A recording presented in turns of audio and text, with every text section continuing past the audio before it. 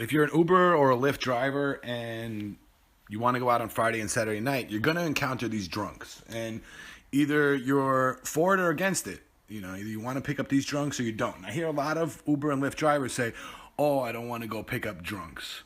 They might puke in my car. Well, my name's Paul, and I'm a Lyft driver, Uber driver, and all I do is pick up drunks. I love the drunks. And part of the reason is because you need to get a really high rating to keep your job. You have to have over 4.6 stars, 4.7, 4.8 stars. Or if you fall under 4.6, I hear you get deactivated. I never wanted to get deactivated, and I personally, I'm not scared of these drunk guys or girls. I think they're fun. I think they're good-spirited. I think they're having fun. They're out there spending money. And I actually only go out and drive on Friday and Saturday night, and I only deal with these drunks. Sometimes I drive all night, and I go all the way to the morning, and I deal with the airport people. But I'm not really big on driving during the day, and I'll tell you why. Number one is there's a lot of traffic. Number two, with all that traffic, there's a lot more stuff on the road, and there's a bigger chance for an accident, a fender bender, something. Also, people during the day, they're on a time crunch, and they're constantly thinking, and they might hit the 4-star or the 3-star quicker than, say, a drunk. That's just my personal thoughts or opinions. It might not necessarily be true, but that's how I feel about it. So, you know, on Friday and Saturday nights, I go out and I pick up these drunks. Now, if you're going to pick up drunks, I'm going to give you one big piece of advice. And I knew this from when I first started. If they say, can I open the window? And they're not really responding too well, that means that they are probably going to throw up. So that's like the big red flag. Can I open the window?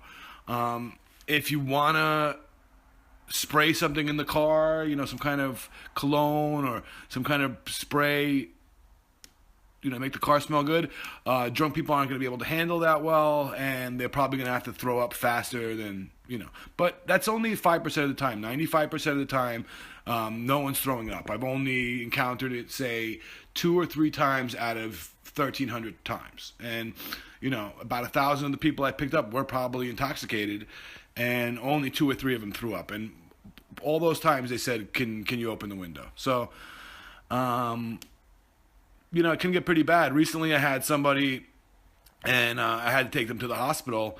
They had fallen asleep in the back of the Lyft, and I decided to take them over to the hospital. I gave them about 2-3 minutes in front of their house. I shook them a little bit, you know, said, excuse me, sir, can you wake up?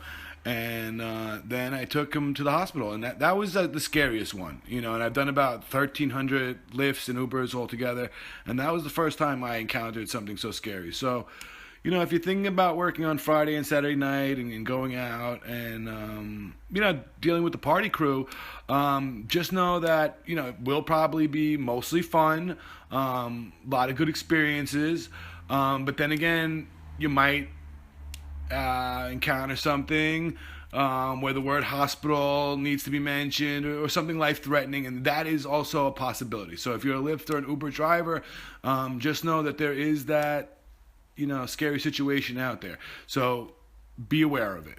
And that's it. That's my Drunks 101, you know. That's all I really have to say. I do think that they're the most fun people. I do think that you'll have a good chance of getting the highest ratings and having, you know, some really nice, good times. But then again, you know, be careful.